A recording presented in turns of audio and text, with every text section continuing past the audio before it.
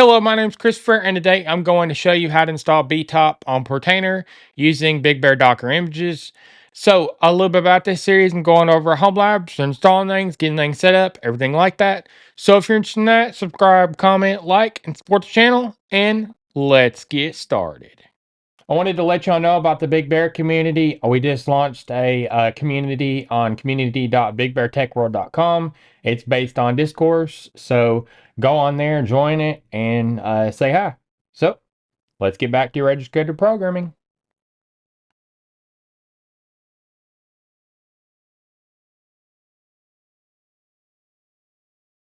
So this is what I'll be installing today, Btop, and I had somebody on a community ask me to make this a Docker image, so I did. This is the features. It makes it where you can monitor your resources. So easy to use with game-inspired menu system, full mouse support, and that's all working on my Docker image as well. So filter processes, easy switch between sorting options, tree view of processes. So we're going to get to installing it. So this is what you should have at the end of the video. This is a preview of what you should have.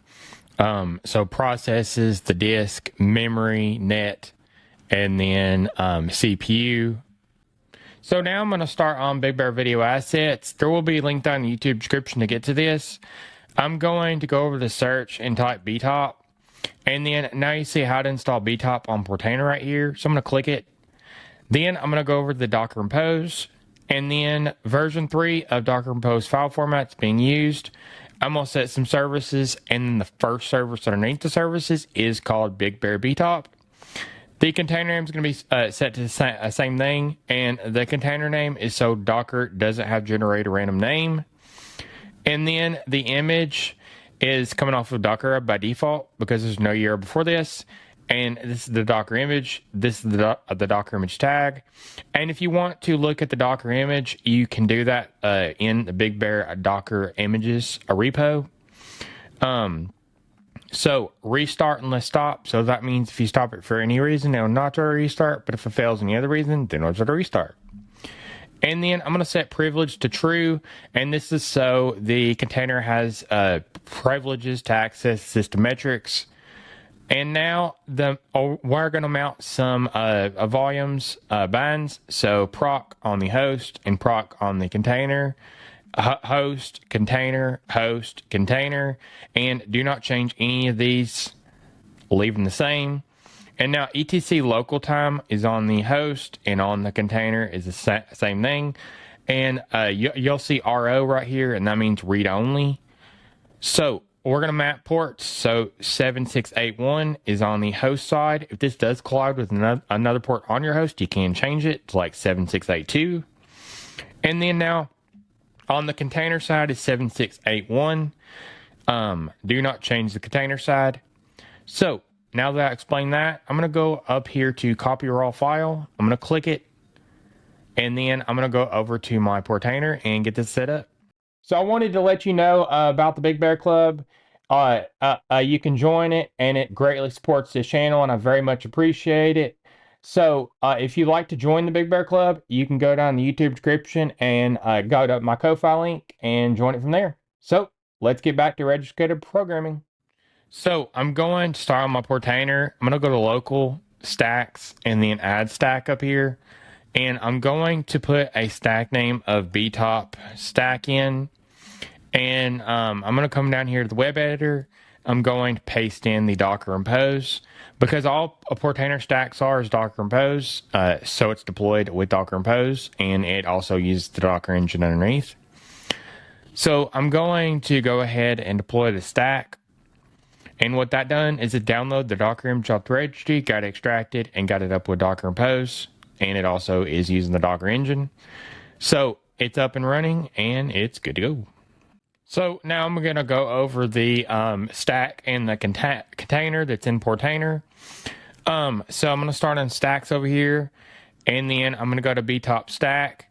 So now you see stack, a tab up there, an editor, and you can see stack details, and then actions right here, stop the stack, delete the stack, create template from the stack, stack duplication / migration. And then you can see the containers in the stack right here. You can see the access control. Now you can go over the editor and you can change the Docker Compose. This is great for building a Docker Compose file. And then you can update the stack. Now, right here, it says repull image and redeploy. That means that if you checkmark this, it'll repull the image directly off the registry and get it extracted and get it redeployed out with the new code. If the developer pushed to like a latest tag or something, then you'll be able to get that new code off the latest tag. So I'm going to cancel. And now if we go in the container right here, you can see the container actions. So start, stop, kill, restart, pause, resume, remove, recreate, duplicate / edit. You can see the container status right here, the ID, name, status, created, start time. And then you can go into logs. This is great for debugging. And inspect, stats, console, attach, access control, and then create image. And then now container details like the image and then the port configuration. So on the host side is 7681 and on the container side is 7681. So now the command, the entry point, the environment variables, and then the labels right here. And then restart policy, you can change it right here, but I wouldn't suggest that. I would do that directly on the Docker Compose. So if we go back to stacks, we go here and then we go editor, you can see the restart policy right here. I would change it right here and then update the stack and update. So if we go back into the container, scroll down, and then now you see the volumes. So the binds, so dev, local time, and then proc, and then sys. Now the connected networks, it created a bridge network down here. So that's a little bit about Portainer's UI and stacks and containers. So now I'm going to show you that the UI works.